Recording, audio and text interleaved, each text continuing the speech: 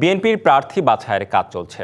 প্রতিটি আসনে একজনকে যোগ্য প্রার্থী হিসেবে শীঘ্রই দেওয়া হবে গ্রিন সিগন্যাল।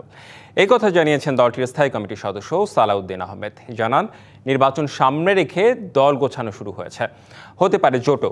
কয়েকদিনের মধ্যে দেশব্যাপী গণসংযোগ আরও জোরদার করবে বিএনপি।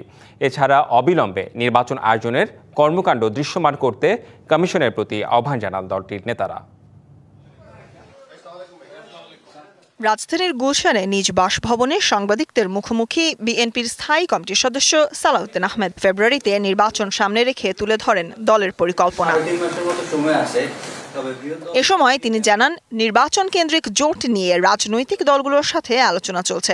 এছাড়া দেশব্যাপী গণসংযোগ জোরদারের কথাও জানান এই বিএনপি নেতা। কথা বলেন বিএনপির প্রার্থী বাছাই প্রক্রিয়া নিয়েও। নিয়মতান্ত্রিক রাজনৈতিক প্রক্রিয়ার মধ্য দিয়ে আমাদের প্রার্থী সিলেকশনের বিষয়টা দেখতে হচ্ছে। আসন ভিত্তিক একক প্রার্থীকে আমরা মাঠে কাজ করার জন্য আমরা গ্রিন সিগন্যাল দেব। সালাউদ্দিন আহমেদ আরও জানান, নির্বাহী আদেশে রাজনৈতিক দল নিষিদ্ধের পক্ষে নয় তার দল। বিচারিক প্রক্রিয়ায় আওয়ামী লীগের ভাগ্য নির্ধারণ করা উচিত বলে মনে করেন তিনি। আদালতে নির্ধারণ করবে আওয়ামী লীগ দেশে রাজনীতি করতে পারবে কিনা। যারা বাংলাদেশের গণতন্ত্রকে বিনাশ করেছে সাংবিধানিকভাবে এবং রাজনৈতিক চর্চার মধ্য দিয়ে, অপরাজনীতির মধ্য দিয়ে, তাদের বিচার বাংলাদেশের মানুষ চায়।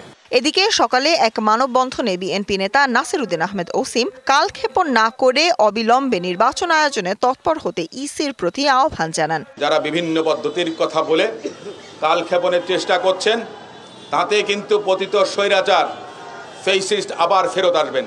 কেউ বলেন পিয়ার পদ্ধতি ছাড়া নির্বাচনে যাবেন না, কেউ বলেন শাপলা না পেলে নির্বাচন কেমন করে হয় সেটা আমরা দেখিয়ে দেব।